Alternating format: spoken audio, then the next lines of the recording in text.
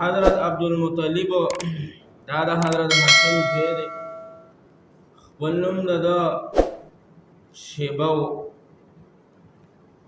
او تاسو ته ما عرض کړی مطلب عبدالمطلب په دې باندې مشهور شو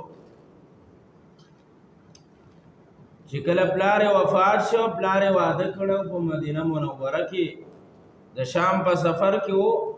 چې کله واپس شو مدینه منوره ته هلته کې واده وکړو. مدینه منوره کې یو خاندان سره بنو نجار قبیله ده او دغه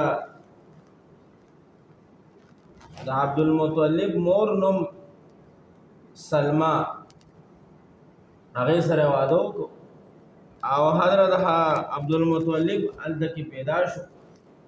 څه وخت پس هاشم چې کوم دی نو هغه وفات شو، بیمار شو او دې نه نوم دلی شیبه.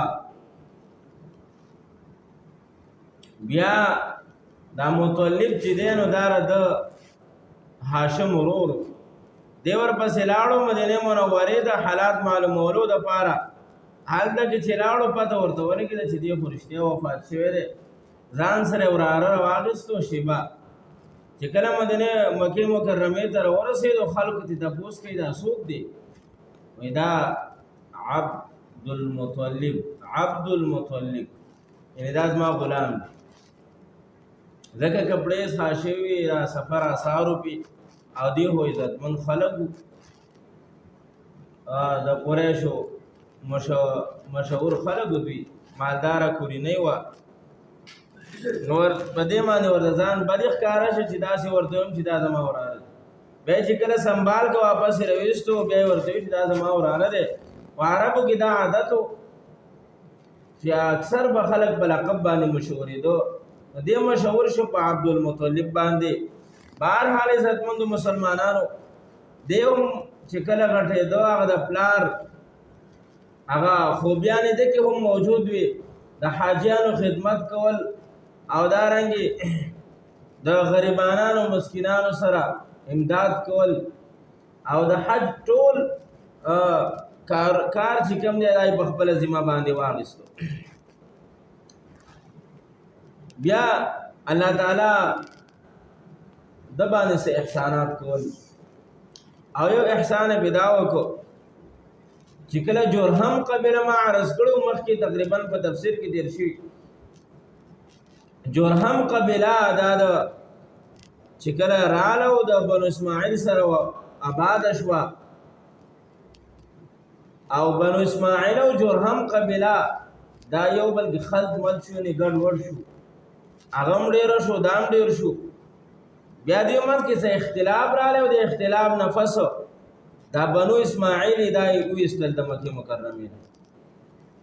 دا جرهم قبیلې والا ډېر ظالمان خلک وو، ظلم به یې کوو، حاجیان به راتلو په هغې باندې به ظلم کوو، ټکسونه به یې دې اخیسته وغیره وغیره. نو نور عرب او بنو اسماعیل راجمع شو او ویې چېرې دوی وباسو له دې ځای نه دوی ظلم کوي. دوی چې کله خبر شو چې دوی موږ باندې حمله کوي نو کعبه مبارک کې چې څومره زیورات وغیره هغې راجمع کړه او زمزم کوهي کې واچول او بند یې کړه. زمزم کوهي هم بند. چېرې دوی راشي نو دلته خو اوبه نشته دی، نو دلته به وخت تېر نه کړي، واپس به لاړ شي. بهرحال په دې کې مغیره حارث بن مغیره دا یو سړی و، هغه داسې کار وکړ غټ کافر وکړ. بهرحال چې کله بنو اسماعیل واپس راغ او زمزم کوهی بند شوی او پته ورته نه وه چې کوم ځای کې دی.